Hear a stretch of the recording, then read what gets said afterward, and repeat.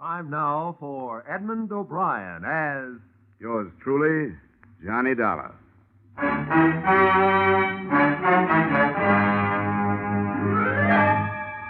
Edmond O'Brien, starring in another adventure of America's fabulous freelance insurance investigator, Johnny Dollar. At insurance investigation, Johnny Dollar is only an expert. At making out his expense account, he's an absolute genius.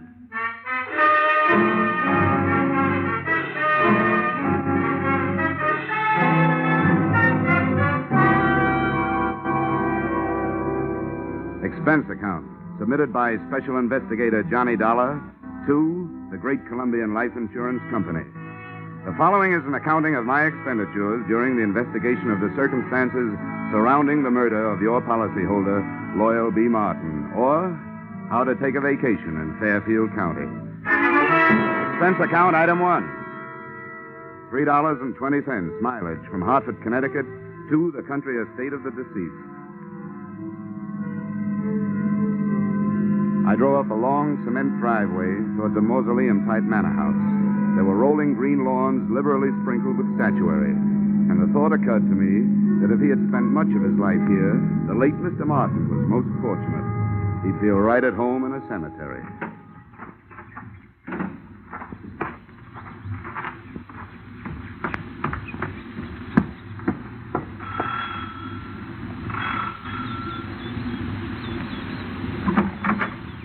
Yes? My name is Dollar. I'm here to see Mrs. Martin.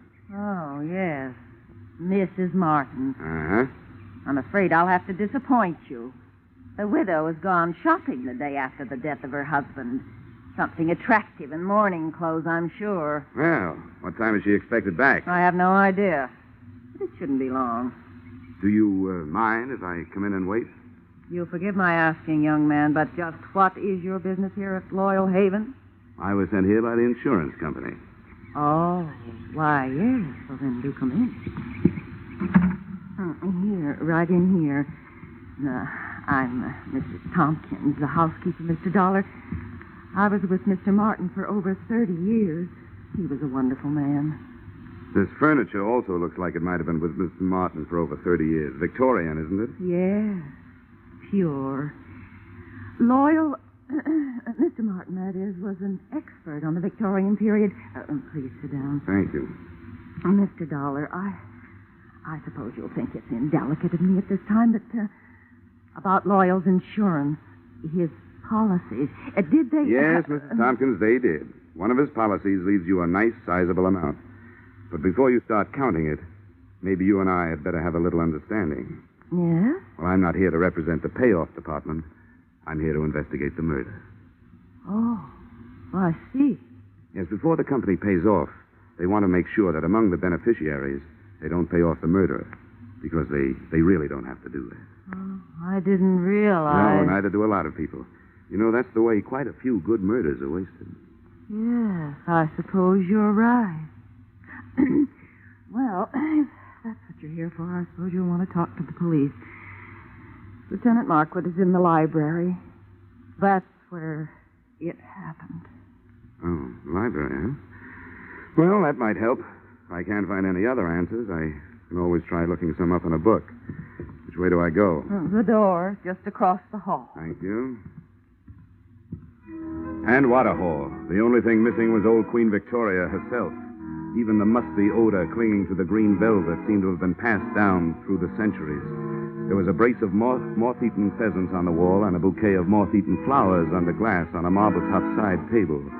The library was the same, but there were three things that looked out of place. A, an old suit of armor. B, a glass case filled with new, well-polished sporting rifles and shotguns. And C, a very gruff-looking lieutenant of the police who eyed me as I came in. And who are you? Oh, here's my little breath saver.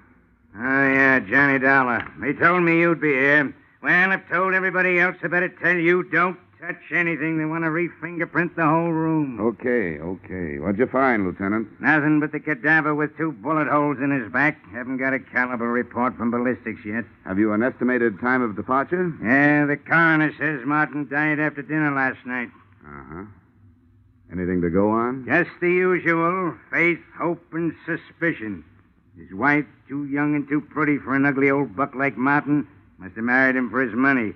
Then there's that housekeeper, Sarah Tompkins. Yeah, I met her on the way in. And she used to be the old man's intended, from what I can find out. Probably jealous of the young wife. Then there's the brother, Marty. He showed up a few weeks ago, broke and brooding. Probably in love with the young wife. And then there's Nick Bellotti, a private detective who hired himself out as Martin's bodyguard.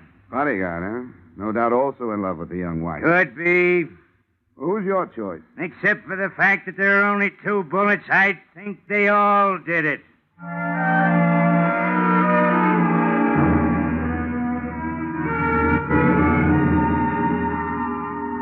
The nose through which Lieutenant Markwood talked was a long one, and in more ways than one, a horn of plenty, for out of it had poured enough motives and suspects to furnish a dozen murders.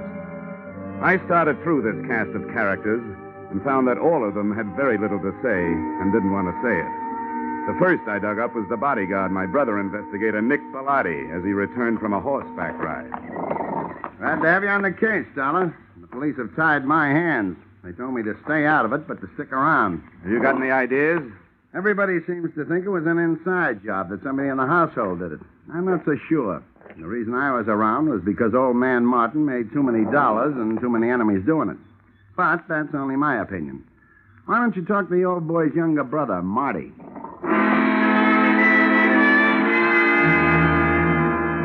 I found Marty living the life of Riley. He was upstairs in his room, cuddled up to a 20-year-old bottle of brandy, which was still underage to be around the kind of book he was reading. Yeah, I'll tell you something, Dollar. My brother and I never did get along. Yeah, you'd find that out anyway. Why'd you come back here, Marty? Because Loyal's little bride, Joy Ann, sent for me. She was afraid of him, and she didn't know if he was on to her. Was he?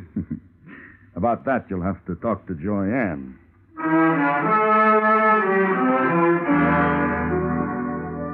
Joy Ann didn't get home until 3 o'clock in the afternoon. I caught up with her 20 minutes later as she came dripping out of the swimming pool. The suit she was wearing would have gotten her pinched on the Riviera. Oh, that was refreshing. It certainly is. Oh, toss me that towel, will you? Yeah, surely. Here, Mrs. Martin. Joyanne, I hate formality. Who are you? Well, I'm from the insurance company, here to find out whether you killed your husband or not. Good for you, Mr. Dollar. That's what I like. Men who get right down to the point. I was told you were here. Oh? Nobody told me about you. Oh, come on over and learn. I want to stretch out here in the sun. Here, you man the fly swatter. Okay. Come on, sit down. Here beside me. If it gets too warm, slip off your shirt. Oh, thank you. Well, suppose we start talking business. Marty tells me you sent for him to come here because you were afraid of your husband. How come? Well, I knew Marty before I knew Loyal. Matter of fact, he's the one who introduced me to... What do you call a dead husband? You call him unlucky, I guess. Anyway, for the purposes of this conversation, I'll know who you mean if you just say husband. But you didn't answer my question. I meant, were you afraid of your spouse? And if so, why? Yes, I was afraid of him. Oh, I might as well tell you, Mr. Dollar. I want to be frank with you. The only thing Loyal didn't have to offer me was love. I seem to be a girl who needs just that. Frankly, I tried to make up the deficit. Mrs. Tompkins, the housekeeper, saw to it that my husband found out about it. From then on, it was like living with a madman. So endeth my confession. So beginneth my suspicions. What about this housekeeper? Until I came along, she always thought that Loyal would wind up marrying her. No, don't get me wrong. I realize that I'm still the best jury bait around. If you killed him, you might make some headway with a self-defense plea. Thanks. I'll remember that. In the meantime, just in case this thing gets messy for me, and it shows signs, I'm going to spend what's left of my free time enjoying myself. Well, that won't sound good to a jury, but it sounds good to me. If I spend too much time around here, I might wind up having to plead self-defense myself. Oh? From me? No, from that bathing suit.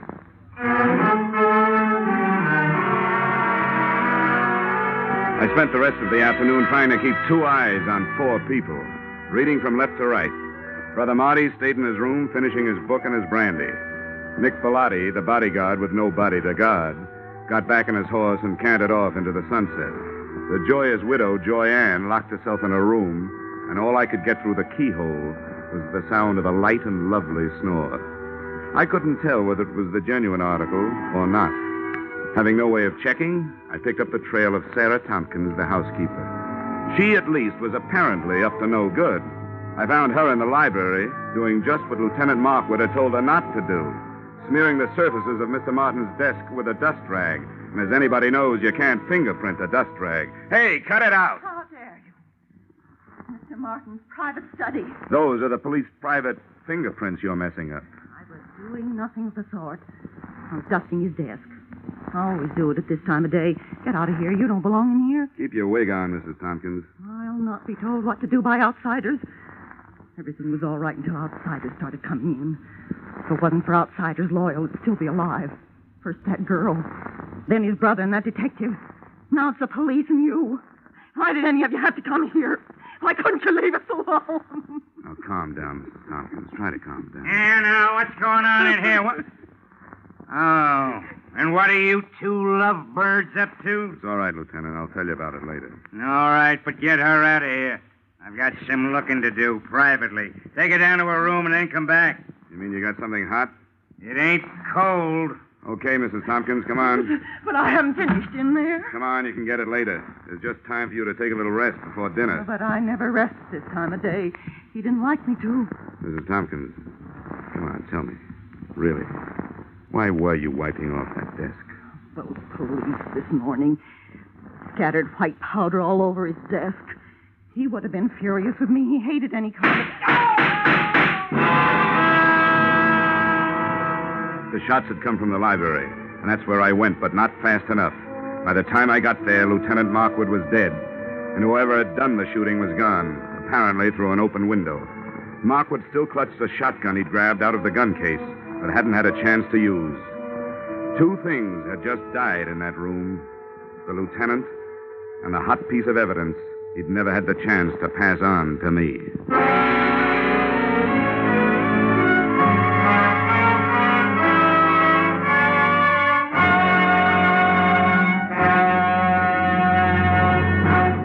In just a moment, we return to the second act of Johnny Dollar. But first, the cream of the wit and the best of the music, which Arthur Godfrey brings you in the daytime on CBS, can now be heard on Godfrey's Digest, a new Saturday evening show heard on most of these same CBS stations.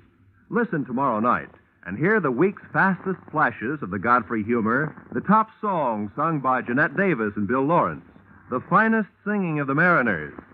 Arthur Godfrey's Digest and the Goldbergs are the latest addition to CBS's Great Saturday Nights. Now, with our star, Edmond O'Brien, we return to the second act of yours truly, Johnny Dollar.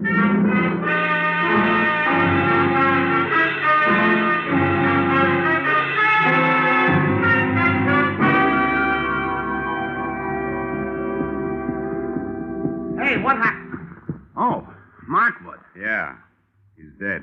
Well, what are you doing, fella? I'm looking for what there seems to be a shortage of around here, Bellotti. Clues. You don't mind where you look, do you? Rule number 1, don't get caught frisking dead cops. Forget about it, Bellotti, will you? Maybe I can suffer from lapse of memory for you sometime. That's a deal.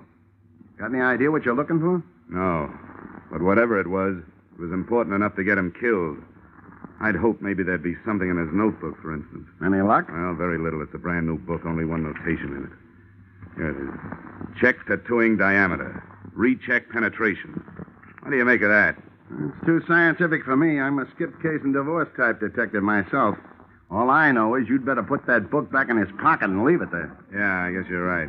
Nice timing, Bellotti, and remember, thanks for the loss of memory. Forget it. Hey, what happened? What's going Oh, on good here? Lord. Lieutenant Markwood. Who did it? Dealer's choice. So far, the dealer's the only one who knows. First my brother, now Lieutenant Markwood. There'll be real trouble about this. Johnny, shall I call the police? Drop the innocent act, sister-in-law. I'll call them. No, maybe I better do it, Marty. If everybody will stop pleading not guilty by wanting to call the police, I'd like to get a word in. The police have already been called. Now, if you'll get out of here, I'd like to try earning my salary.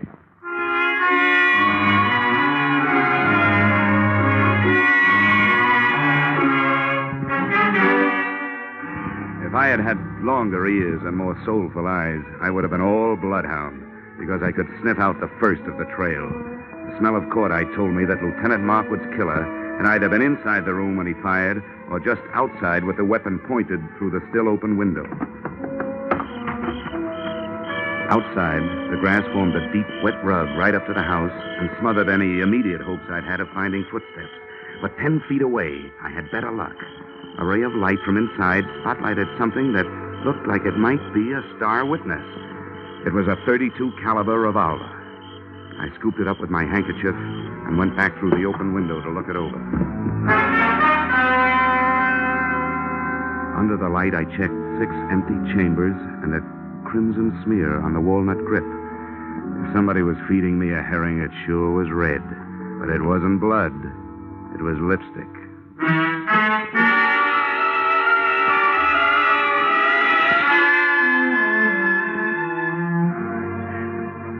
I'd like to introduce myself, Dollar. I'm Sergeant Norrin McDougal. How are you, Sergeant?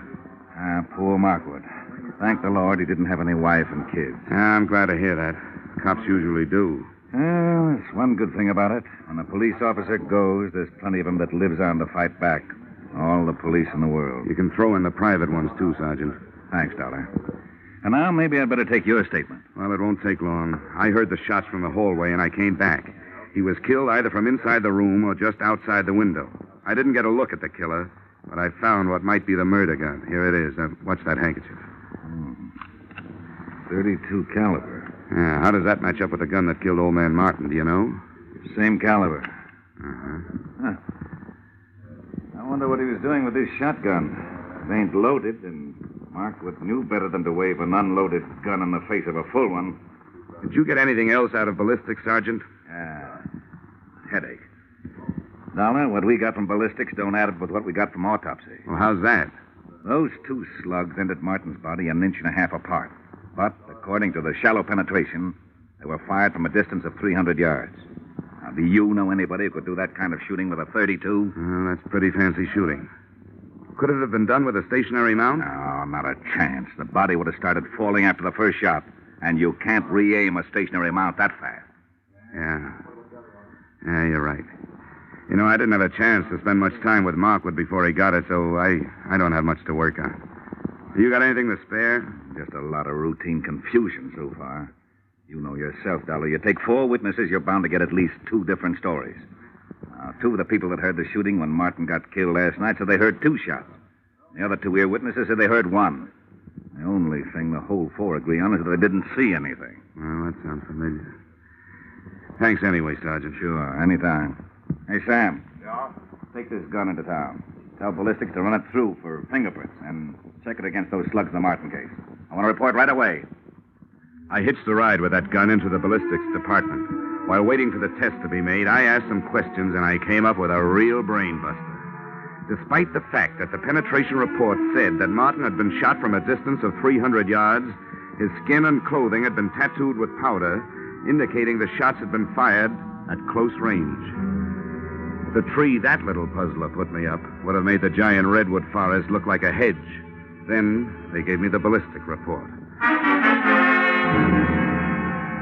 The lands and grooves scored into the slugs by the revolver barrel proved that both Loyal Martin and Lieutenant Markwood had been killed by the .32 caliber gun I'd picked up in the yard. No prints on it. Registered owner, the young lady who looked much better in a bathing suit than she'd ever look in the electric chair. The widow, Joy Ann Martin.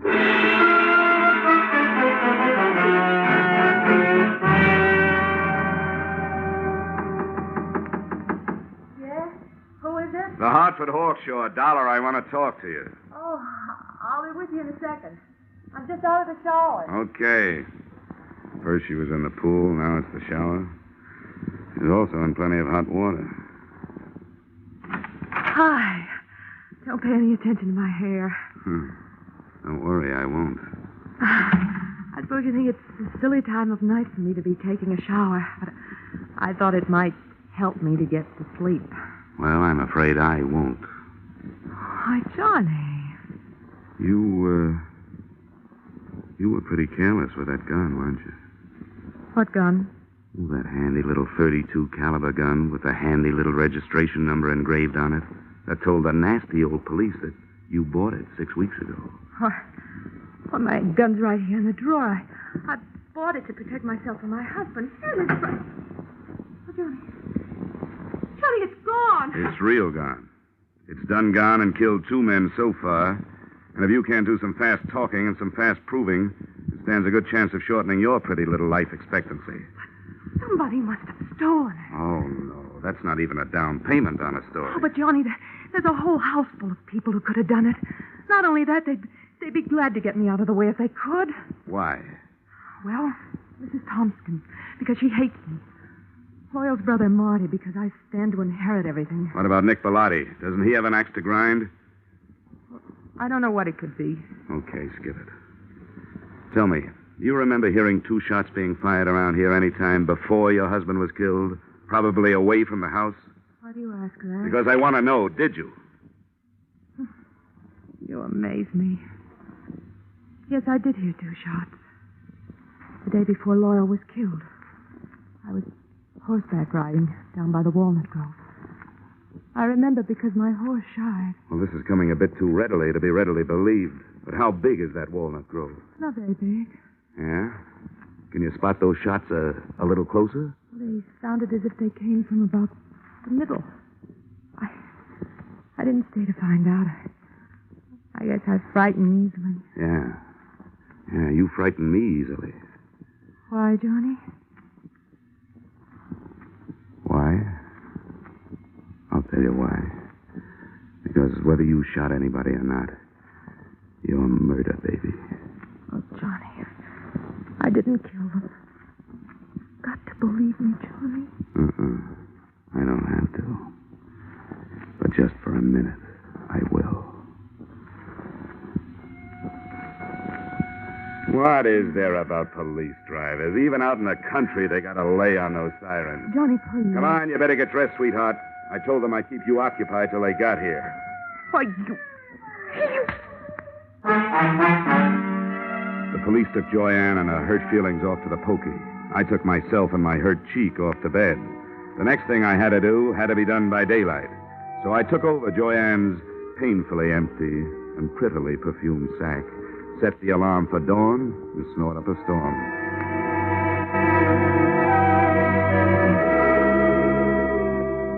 I never knew before how much went on in the country so early in the morning. On the way to the walnut grove, the damp air washed the cobwebs out of my head, and I started thinking.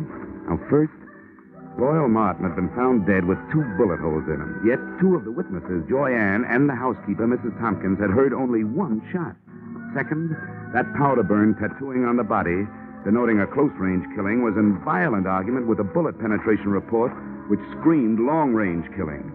Those facts, added to what was in Lieutenant Markwood's notebook, plus that shotgun clutched in his dead hand, came close to tallying up the total that had cost him his life.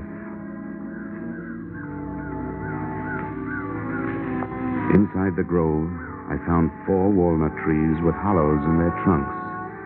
The first one gave me a handful of nuts and a fancy sassing by an irate squirrel.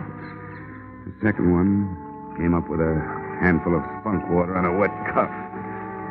And the third, I found what I was looking for. I found about 2 pecks of clean cotton waste. That is, clean, except for some powder burns. Everything was falling into place, including a blunt instrument which hit me on the head from behind. But before I hit the ground, I saw Brother Marty Martin legging it back towards the house.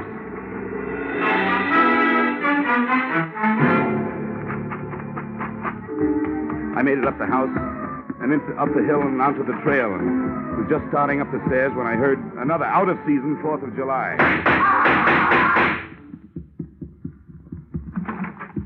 Okay, Dollar. I got him. Yeah. So I see. It was self-defense. I had to do it. I hated to butt in on your case, but all of a sudden everything stacked up, and I knew he was your man. When I threw it in his teeth, he made a try for his gun, so I dropped him. You sure did, Bellotti. Well, I owe you a lot of thanks. But if you don't mind, I'll take over from here. Sure, help yourself. Good.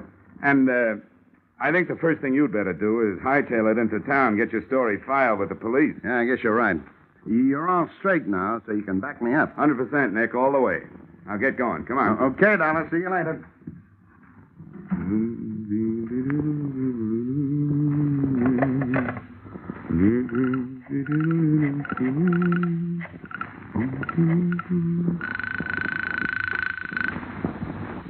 Sergeant Norrin McDougal. Yes, sir. Sergeant McDougal. Johnny Dollar, Sergeant. Oh, yeah, Dollar. What's new? Well, just another corpse. And in just about 15 minutes, the guy who made it one and conspired on the other two killings is going to walk right into your arms through the station house door. What? Who is it? Nick Bellotti, New York private license. He just shot his partner in this thing, Marty Martin. You're crazy. What about this girl? It was her gun. That was their fondest hope, Sergeant, to pin it on her. They borrowed her gun, fired 2 slugs from it into some cotton waste, then took the slugs and stuck them in a shotgun shell. 1 shot, just like both ladies said they heard. The shotgun Lieutenant Markwood was looking at when he died was really the Martin murder weapon.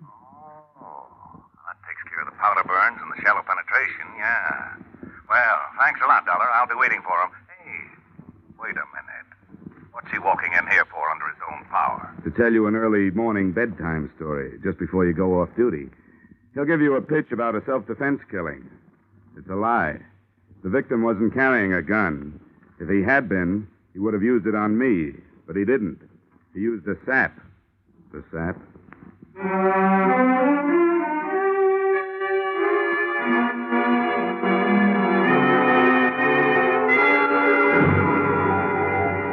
Expense account, items 2, 3, 4, 5, 6, 7, 8, and 9.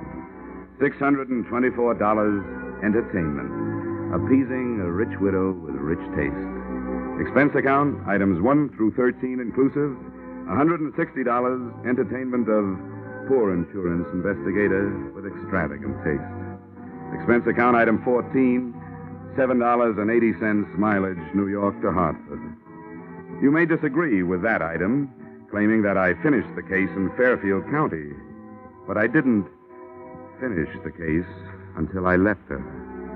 And New York City is where I left her. Expense account total, $823. Signed, yours, truly, Johnny Dollar.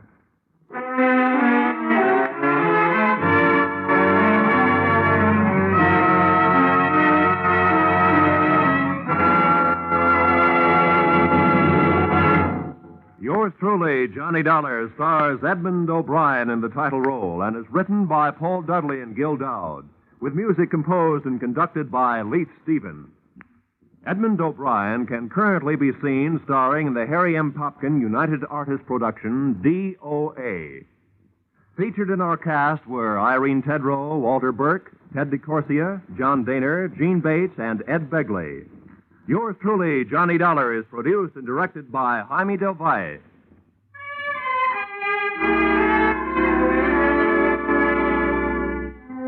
Join us again next week when Edmond O'Brien returns in another adventure of...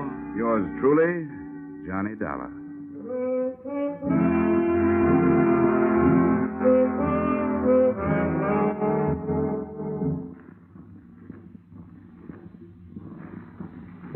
Ladies and gentlemen, CBS invites you to hear Senator Brian McMahon on the Capitol Cloakroom over most of these same Columbia stations tomorrow night.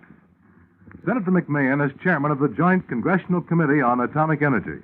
And when he's interviewed by CBS newsmen Eric Severide, Bill Shadell, and Griffin Bancroft, this will be the first detailed discussion of the hydrogen bomb and its implications. Remember, the first discussion by a high government official since President Truman's historic announcement earlier this week. Remember, that's CBS's Capitol Cloakroom, tomorrow night at 10:30 p.m. over most of these same CBS stations. Be sure and be listening. This is CBS, where, incidentally, Arthur Godfrey's Digestive Wit and Humor is also heard every Saturday night. The Columbia Broadcasting System.